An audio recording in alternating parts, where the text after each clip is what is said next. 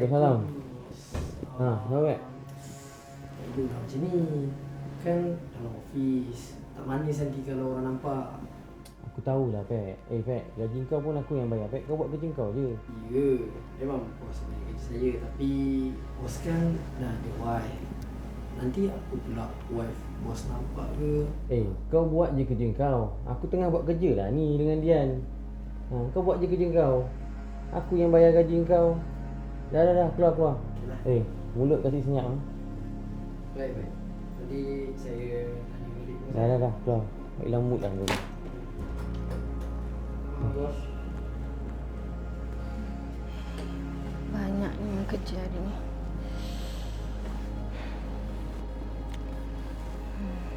Kuayang.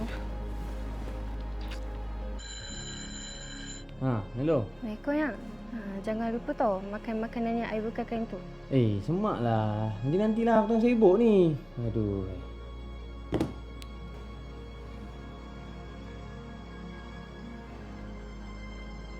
Alah sayang, hari ni wife I masakkan bekal lah untuk I. Sekarang ni, you pentingkan wife you kat rumah ke pentingkan office wife depan mata you ni? Cakap macam tu, of course lah you dengan mata I ni. Okay guys, hari ni Galeri Dian Signature ada buat promosi kan? Nampak tak belakang ni? Cantik kan? Bro, kau buat live. Jangan sampai sini nampak aku.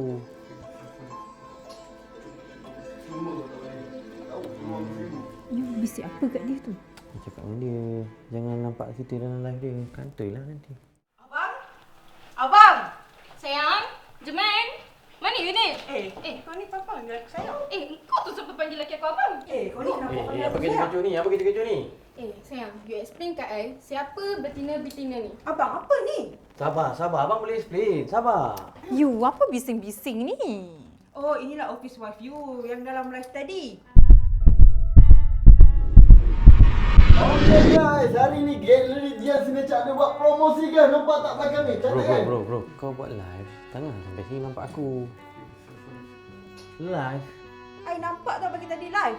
I ingatkan seorang, rupanya dua orang. Dah, cukup. I yang beli beras. I boleh kahwin 4 tau.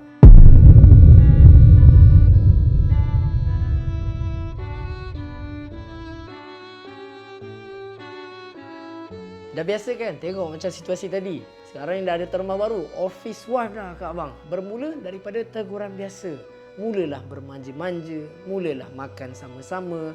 Mulalah keluar bersama-sama Kak Abang. Jangan sebab kerana nafsu, keluarga yang kita bina sekarang ni hancur Kak Abang. Macam dalam surah Al-Isra.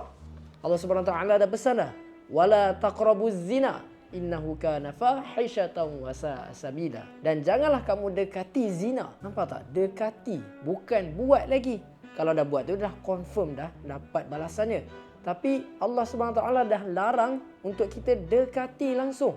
Maksudnya memang tak boleh nak buat langsung. Jadi sama-sama kita peringatkan diri kita, kalau nampak ada rakan sekerja kita yang menormalisasikan situasi macam tu, cepat-cepatlah tegur mereka Kak Abang. Jadi Kak Abang, kalau nak dapatkan item yang best macam dekat belakang iPad ni, boleh terus set appointment, datang ke galeri kita. Ingat nak cari dekat mana?